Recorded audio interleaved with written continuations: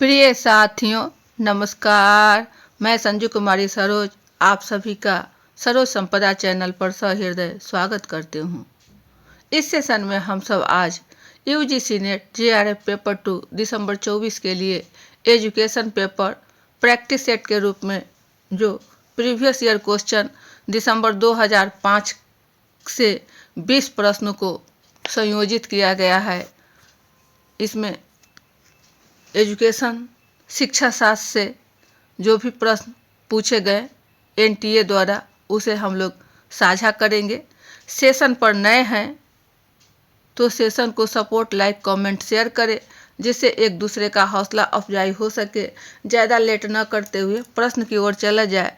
प्रश्न 1 नंबर पर है, सोक्रेटिक विधि आधारित है। ए आज्ञापन, बी परिचर्चा, सी वार्तालाप, डी प्रश्न पूछना। ABCD के दिए विकल्पों से सही विकल्प का चयन करना है, कौन सा हमारा होगा। तो जैसा कि हम सब जानते हैं, सोक्रेटिक यह विधि सुकरात की देन है। वे यदा कदा किसी सार्वजनिक स्थान पर खड़े होकर जोर जोर से चिल्ला चिल्लाकर प्रश्न पूछते थे और उन प्रश्नों को देने के लिए कुछ लोग वहां एकत्रित होते थे और उनके प्रश्नों के उत्तर प्राप्त कर उन लोगों के जो प्रश्न का उत्तर सही नहीं आता था उनको बताया जाता था। तो इस विधि को सुकरात के द्वारा जानकारी दी जाती थी ताकि लोगों में प्रश्न पूछने की ललक हो, जागृति हो।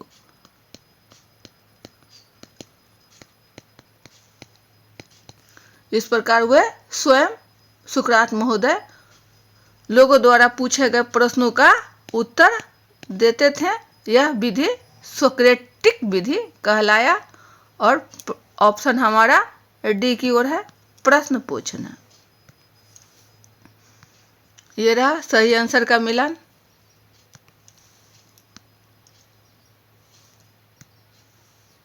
नेक्स्ट क्वेश्चन 2 पर, सूची 1 और सूची 2 का मिलान कीजिए। सूची 1 में है ए सांख्य, बी बौद्धवाद, सी जैनवाद, डी वेदांत। सूची 2 में है पार्श्वनाथ, 2 आदिशंकर, 3 कपिल, 4 नागार्जुन, 5 कनाद।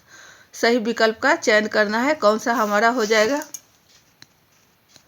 इसके जो प्रस्तावक रहे हैं उनके बारे में सूची 2 में है और उन्होंने कौन सा मतलब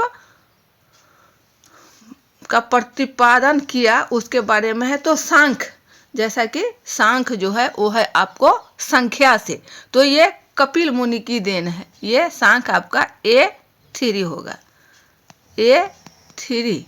बौद्धवाद, बौद्ध, ये है आपको नागार्जुन का। जैनवाद, जैन, ये है आपको पार्श्वनाथ। यहाँ आपको ये पार्श्वनाथ इसकी देखरेख ज्यादा किए उसके। और वेदांत, वेदांत आदिशंकर, इन्हें शंकराचार्य के नाम से भी जाना जाता है। तो A3, B4, C1, D2, ये आपको ऑप्शन नंबर 1 की ओर है। सही आंसर का मिलान ये रहा 3, 4, 1, 2।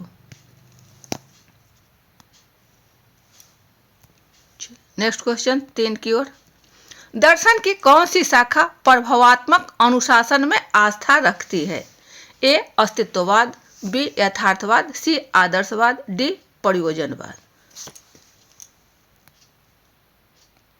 जब अनुशासन की बात हो तो यह आपको विद्यालय से ज़्यादा संबंधित है। और विद्यालय में अनुशासन किसके द्वारा, तो वह परंपरागत रूप से शिक्षक द्वारा।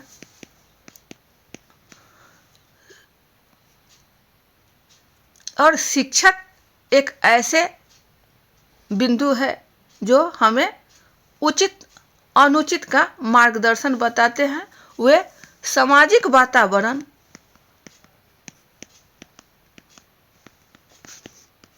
में क्या होना चाहिए, इसका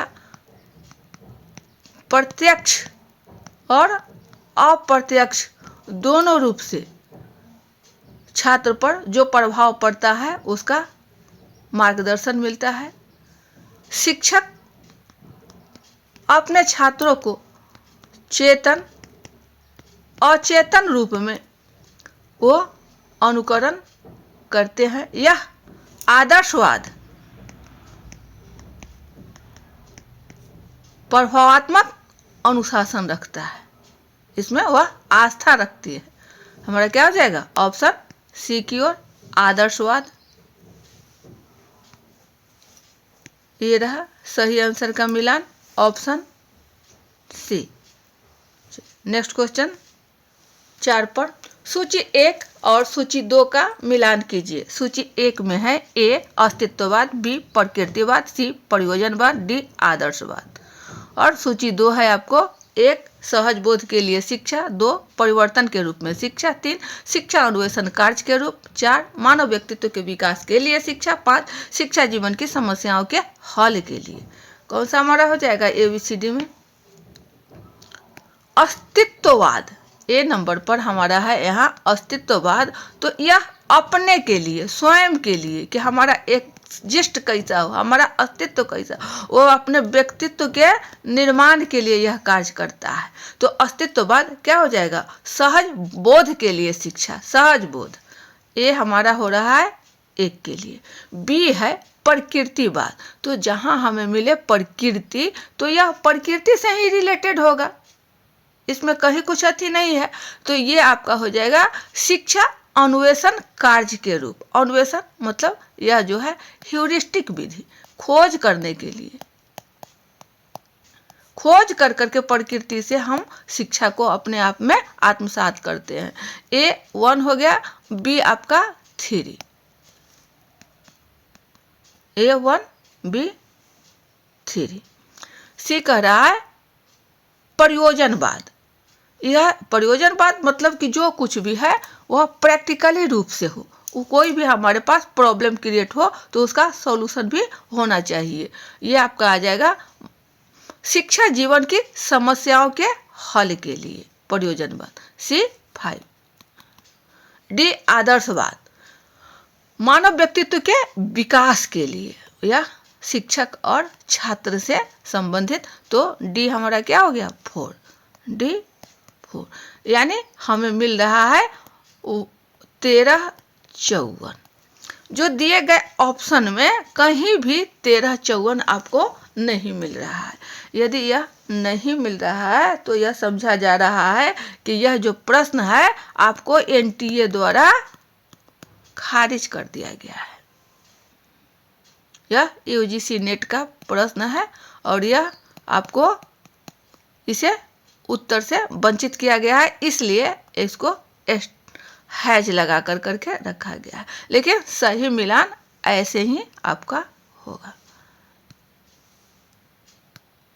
देखिए स्टारेबल है, तारांकित प्रश्न।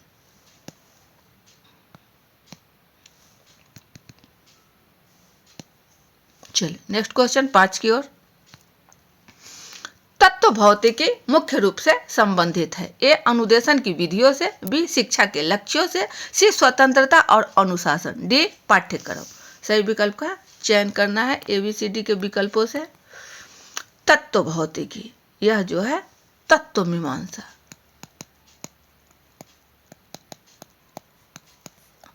जो जीवन के उद्देश्यों को निश्चित करता है। उद्देश्यों को, यह उद्देश्यों की पूर्ति शिक्षा के द्वारा संभव है।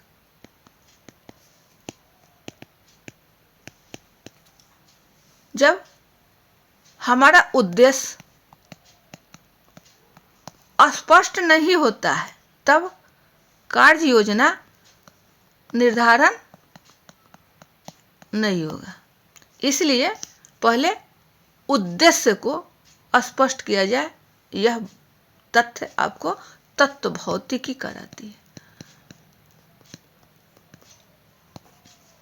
क्या हो जाएगा? विकल्प हमारा शिक्षा के लक्ष्यों से, ऑप्शन बी की ओर है। सही आंसर का मिलान।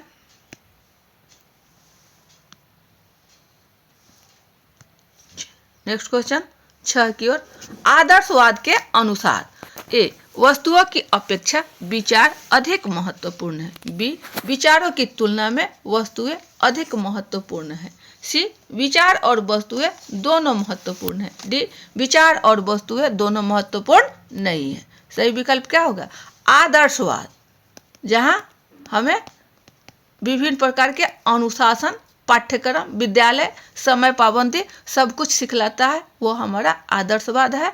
जो शिक्षक कार्य करते हैं उसका अनुकरण छात्र द्वारा जब किया जाता है तो यह हमारा आदर्शवाद का उदाहरण के रूप में है। और आदर्शवाद जो है वह मस्तिष्क को सबसे ज़्यादा प्रभावित करता है या ज़्यादा जोर देता है। तो यहाँ मस्तिष्क से मतलब है बुद्धि, और बुद्धि का मतलब है यहाँ विचार। और यह विचार कहाँ आता है? हमारे माइंड से, हमारे दिमाग से। तो विचार जो है यह महत्वपूर्ण है, इसका बिंदु अधिक है, बशर्ते वस्तु से। वस्तु कम महत्वपूर्ण है, कहाँ से? तो विचार से। वस्तु हमारा नष्ट हो सकता है लेकिन विचार अमर है। शरीर नष्ट हो सकता है लेकिन हमारा बुद्धि जो है वह अमर है, वह जीवित है। हमारा विचार कभी भी मरता नहीं है। इस तो सही विकल्प हमारा क्या हो जाएगा? वस्तुओं की अपेक्षा विचार अधिक महत्वपूर्ण है, क्योंकि विचार हमें मस्तिष्क से प्राप्त होता है। ऑप्शन ए की ओर है।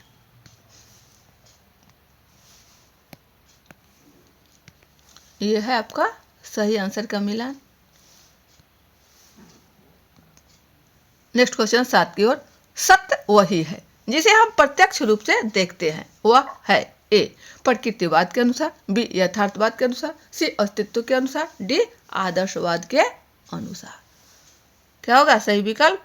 सीधा सा आंख मूंद कर करके जहां हमें बता रहा है कि प्रत्यक्ष रूप से जिसे हम देख पाते हैं, तो सत्य वही है जिसे हम डायरेक्ट अपनी आंखों से देख पाते हैं, वो क्या हो जाएगा? यथार्थवाद, रियलिज्म। ऑप्शन बी की ओर है। ये रहा सही विकल्प का मिलान। नेक्स्ट क्वेश्चन 8 पर। दर्शन शास्त्र की शाखा जो शिक्षक पर सर्वाधिक बल देती है वह है ए यथार्थवाद, बी प्रकृतिवाद, सी आदर्शवाद, डी अस्तित्ववाद। सही विकल्प क्या होगा? शिक्षक पर सर्वाधिक बल। हमने पिछले पन्नों से समझ रहे हैं कि शिक्षक और छात्र जो अनुशासन में हो, जिन्हें पाठ्यक्रम द्वारा बतलाया जाता हो, जो आदर्श का अनुकरण करते हों, जो उनकी बातों को आत्मसात करते हों, वो हमारा क्या होगा? आदर्शवाद। शिक्षक सबसे ज़्यादा कहाँ? तो हमारा आदर्शवाद ऑप्शन सी की ओर है।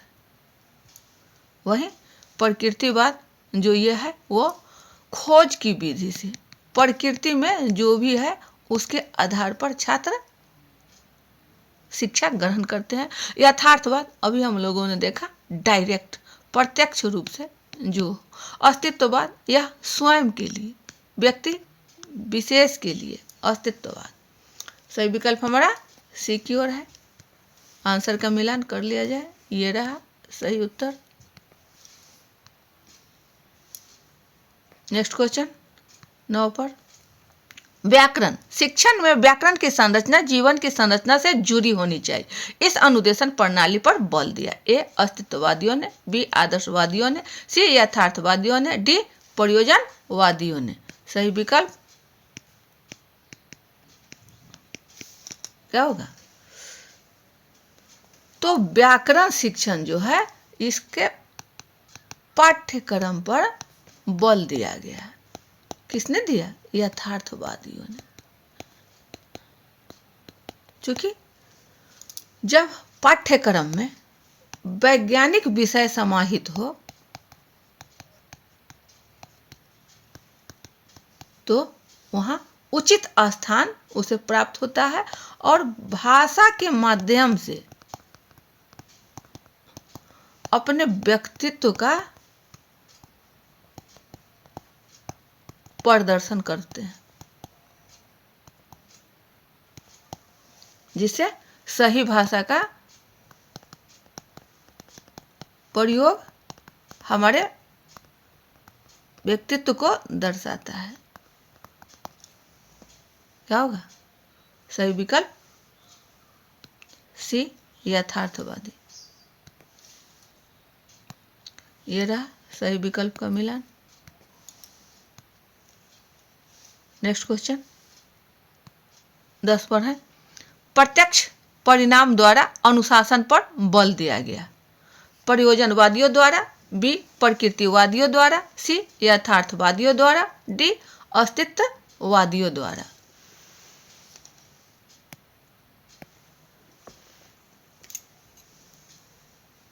यह सवाल है कि प्रत्यक्ष परिणाम द्वारा अनुशासन पर बल दिया गया। तो वर्ग कक्ष में शिक्षक और छात्र होते हैं और प्रकृति में जो भी बातें हैं वह स्वयं देखता है, खोज करता है और इसे देख करके समझ करके उसमें अपने आप को सिद्धि प्राप्त करता है, उससे ज्ञान की हासिल होती है, वृद्धि होती है। तो अनुशासन प्रत्यक्ष परिणाम यह हमारा क्या हो जाएगा? ऑप्शन बी की ओर, प्रकृतिवादियों द्वारा।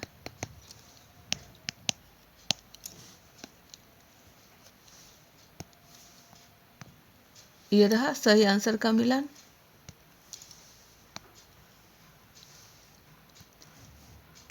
नेक्स्ट क्वेश्चन 11 पर है, पुरस्कार की अधिगम में महत्वपूर्ण भूमिका है। यह मुख्य विशेषता किस अधिगम की है? ए व्यवहारवादी, बी संज्ञानात्मक, सी मानवतावादी, डी वैज्ञानिक। सही विकल्प क्या हो जाएगा? पुरस्कार को अधिक महत्व किस अधिगम की प्रक्रिया में है? तो हमारा है व्यवहारवादी। यह व्यवहारवादी जो मुख्य रूप से विचारक रहे हैं, आपको थॉर्नडाइक, पावलोव और स्किनर, ये व्यवहारवादी के संज्ञानात्मक विकास के जो है वो अलग है। ये आपको व्यवहारवादी के रूप में है। ऑप्शन हमारा ए की ओर है। यह है सही विकल्प का मिलान। नेक्स्ट क्वेश्चन 12 की ओर, एक अध्यापक एक विद्यालय में कक्षा 11 में विज्ञान पढ़ाता है, जहां कक्षा का आकार तथा व्यक्तिगत विभिन्नताएं अधिक है। इस स्थिति में निम्न में से कौन सी युक्ति व्यक्तिगत विभिन्नताओं के प्रबंधन में सर्वोचित होगी? ए है चर्चा सत्र चलाना, बी अभिक्रमित अधिगम सामग्री का उपयोग, सी कमजोर बच्चों को पढ़ने के लिए अच्छे बच्चों का उपयोग, डी अध्यापन में सरल भाषा का उपयोग। सही विकल्प क्या होगा? सीनियर क्लास है जो कि कक्षा 11 बतला रहा है, उसमें भी क्या पढ़ाई हो रही है? तो विज्ञान की पढ़ाई हो रही है। उसमें की भी क्या है? तो कक्षा का आकार, व्यक्तिगत विभिन्नताएं अधिक है, वहां पर भिन्न भिन्न प्रकार के बच्चे हैं। इस स्थिति में सर्वोचित प्रबंधन क्या होगा? तो क्रम से छोटे छोटे स्टेप बनाकर जब हम किसी पाठ्य वस्तु के एक एक इकाई को तूर तूर कर आगे की ओर बढ़ाएंगे तो वह जो सुव्यवस्थित पद में होगा वह हमारा श्रृंखलाबद्ध में बच्चों को स्वयं अपनी गति से सीखने और आगे बढ़ने के लिए अवसर प्रदान होगा। क्या होगा? चर्चा सत्र चलाना तो विज्ञान के कक्षा में चर्चा सत्र चलेगा नहीं। कमजोर बच्चों को पढ़ने के लिए अच्छे बच्चों का उपयोग तो विज्ञान के लिए उपयुक्त नहीं है। अध्यापन में सरल भाषा का उपयोग, यह कोई हिंदी या व्याकरण की कक्षा तो है नहीं, विज्ञान की कक्षा, इसलिए ये नहीं होगा। क्या होगा?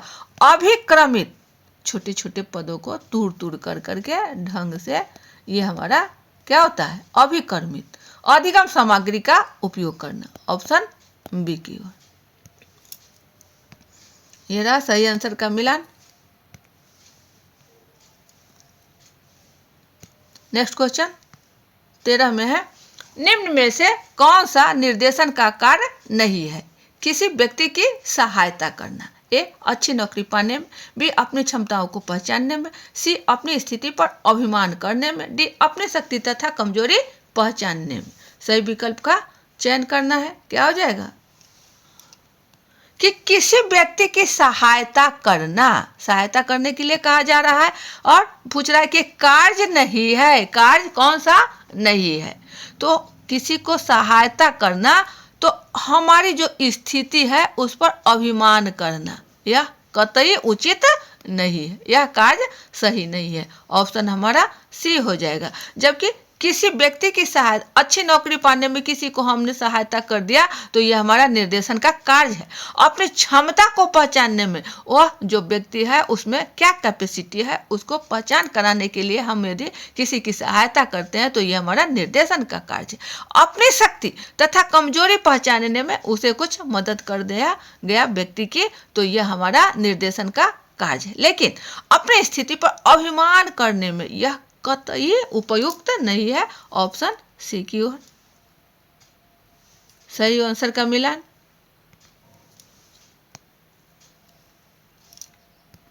नेक्स्ट क्वेश्चन 14 पर, गणित का एक अध्यापक कक्षा में कुछ प्रश्न कराता है तथा इसके बाद छात्र को पुस्तक में दी गई समस्याओं को हल करने के लिए कहता है। इस स्थिति में छात्र जिस नियम का पालन कर रहे हैं वह है ए, निकटता का नियम। बी, पुनर्बलन का नियम। सी, तत्परता का नियम। डी, अभ्यास का नियम। सही विकल्प का चयन करना है। ABCD में कौन सा हमारा होगा? क्योंकि यहाँ प्रश्न कह रहा है कि शिक्षक कुछ प्रश्न तो करा दिए, उसके बाद बच्चों को बुक से उसे सॉल्व करने के लिए कहा जा रहा है और छात्र जो है वो सॉल्व कर रहे हैं।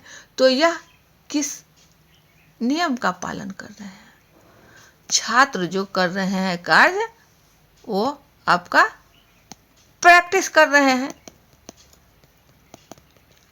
वो अपना कार्य जो है शिक्षक द्वारा दिया गया वह मनोवैज्ञानिक ढंग से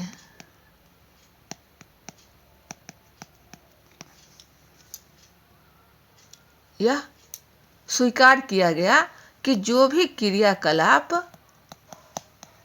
अभ्यास के द्वारा किया जाता है वह हमारा हमेशा के लिए आत्मसात रहता है। जो शिक्षक उद्दीपक के रूप में काम करते हैं और छात्र उसका अनुक्रिया करते हैं, यह जो है बंधन हमारा हमेशा के लिए आत्मसात होता है। अभ्यास का नियम। ऑप्शन डी की ओर है। सही आंसर का मिलान।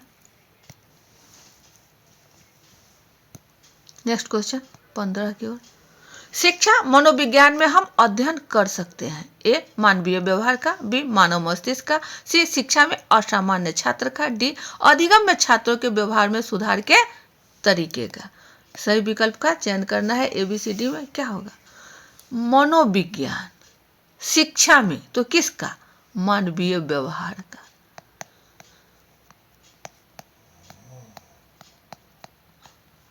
ऑप्शन ए की ओर। चूंकि मनोविज्ञान साइकोलॉजी वह शाखा है जो शिक्षा प्रक्रिया को संचालन करने के लिए मनोवैज्ञानिक सिद्धांत,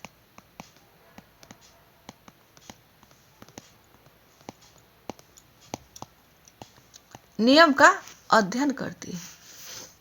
सही शब्दों में कहा जाए तो शिक्षा, मनोविज्ञान, व्यवहार के परिमार्जन का विज्ञान है। यह मनोविज्ञान हमें बताता है। क्या हो जाएगा? Option A. ये रहा सही आंसर का मिलान। मानवीय व्यवहार में मनोविज्ञान का अध्ययन करते हैं। नेक्स्ट क्वेश्चन 16 पर, निम्नलिखित में से कौन सी विधि छात्रों में सृजनशीलता का विकास करने में सहायक होगी? ए सामूहिक कार्य, बी सहयोगात्मक अधिगम, सी मस्तिष्क उद्वेलन, डी प्रश्न उत्तर सत्र। सही विकल्प क्या होगा? छात्रों में सृजनशीलता यानी क्रिएटिविटी। और क्रिएटिविटी कब संभव है? जब छात्र चिंतन करे, मनन करे और उसके मस्तिष्क को उद्वेलित कर दे। यह नवीन चिंतन की धारणा को विकसित करता है छात्र में। क्या हो जाएगा हमारा सही विकल्प? मस्तिष्क उद्वेलन, ऑप्शन सी की ओर। ये रहा सही आंसर का मिलान। नेक्स्ट क्वेश्चन 17 की ओर, एक छात्र गणित के प्रश्न हल करने में बहुत परिश्रम कर रहा है क्योंकि उसके पिता ने उसे अच्छे अंक लाने पर मोटरसाइकिल देने का वादा किया है। इसका अर्थ है कि छात्र में ए आंतरिक प्रेरणा है, बी बाह्य प्रेरणा है, सी गणितीय प्रेरणा है, डी आंतरिक तथा बाह्य प्रेरणा है। सही विकल्प क्या होगा?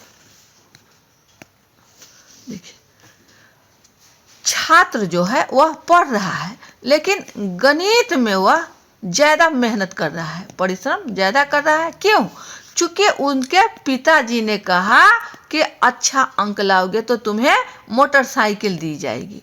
तो यह उसे स्वयं से नहीं हो रहा है, वह प्रेरणा जो है कहाँ से मिल रहा है? बाह्य रूप से मिल रहा है।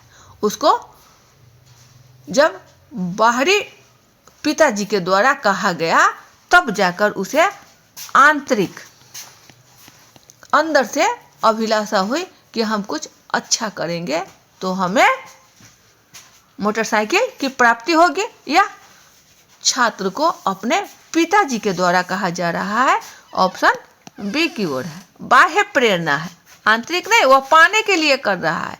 सही विकल्प का मिलान।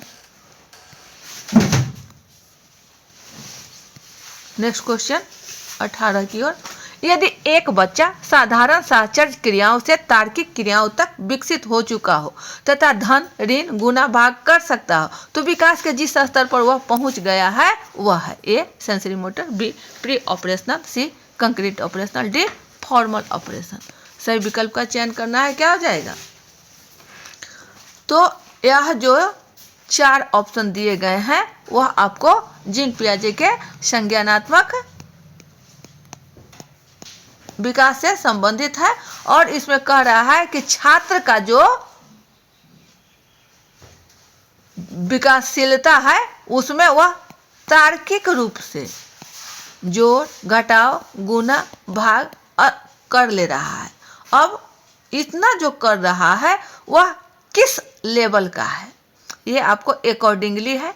1 में है, 2 में है, 3 में है और यह 4 में है। तो यह औपचारिक रूप से फॉर्मल, यहाँ वह अपने कार्य को वास्तविकता से बाहर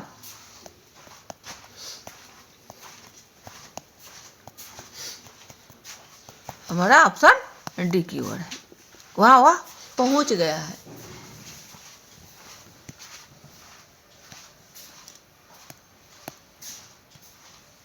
सही विकल्प डी।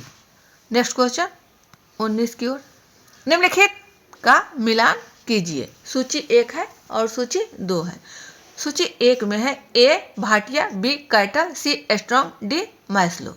सूची 2 है 1 रुचि, 2 आवश्यकताएं, 3 अभिवृत्ति, 4 बुद्धि, 5 व्यक्तित्व। ABCD में मिलान करना है, कौन सा हो जाएगा हमारा? तो हम सब जानते हैं कि भाटिया बुद्धि के लिए है। ए हमारा क्या हो जाएगा? 4।